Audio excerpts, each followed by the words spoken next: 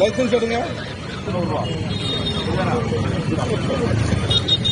Helmet போட்டு வந்த கூட 1000 ரூபாய் ஃபைன் அடிக்காங்க. ஹெல்மெட் போட்டு ஆமா 1000 ரூபாய் ஃபைன் அடிக்காங்க. அது கூட என்ன? அக்டோபர் 26 போக்குவரத்து விதி மீறலுக்கான புதிய அபராதம் விதிக்கும் புதிய மோட்டார் வாகன சட்டம் அமலுக்கு வந்துச்சு. இன்றைக்கு வரைக்கும் நம்மள பல பேருக்கு அதை பற்றிய விழிப்புணர்வு இல்லாம இருக்கு. அதற்கான வீடியோ தான் இது. காப்பீடு செய்யாத வாகனம், அதாவது இன்சூரன்ஸ் இல்லாத வாகனத்தை பயன்படுத்தினால் 4000 ரூபாய் அபராதம். அதே மாதிரி செல்போன் பேசிக்கிட்டே வாகனம் ஓட்டணும் அப்படின்னா 10,000 ரூபாய் அபராதம். வாகன பந்தயம், ரேசிங் இது மாதிரி விஷயங்கள் பண்ணணும் அப்படின்னா 10,000 ரூபாய் அபராதம்.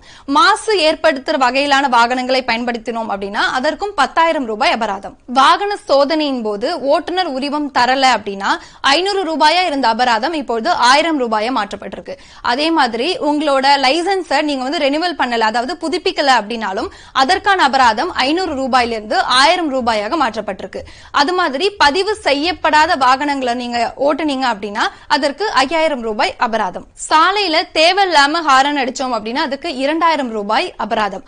அதே மாதிரி தீயணைப்பு வாகனங்கள், ஆம்புலன்ஸ் இதற்கெல்லாம் வழிவிடல அப்படின்னாலோ இல்ல அவங்களை டிஸ்டர்ப் பண்ற மாதிரியான செயல்கள்ல ஈடுபட்டாலோ 10,000 ரூபாய் அபராதம். இருசக்கர வாகனத்துல போறப்போ முன்னாடி இருக்கிறவங்களும் பின்னாடி உட்கார்ந்து செல்பவர்களும் கண்டிப்பா ஹெல்மெட் அணிஞ்சு போகணும். அப்படி இல்ல அப்படின்னா 2 பேருக்கும் தனித்தனியா 500 ரூபாய் அபராதம் விதிக்கப்படும். அதே மாதிரி மது அருந்திட்டு வாகனம் ஓட்டுனா 10,000 ரூபாய் அபராதம் விதிக்கப்படும்.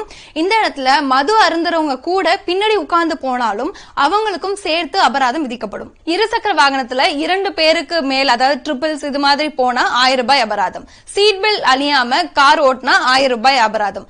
அதே மாதிரி வண்டியில தேவையற்ற மாற்றங்கள் ஏதாவது செஞ்சா 5000 ரூபாய் அபராதம். ஆபத்தான முறையிலேயோ இல்ல அதிவேகமாகவோ வாகனங்களை இயக்கினால் அதுக்கும் 1000 ரூபாய் அபராதம்.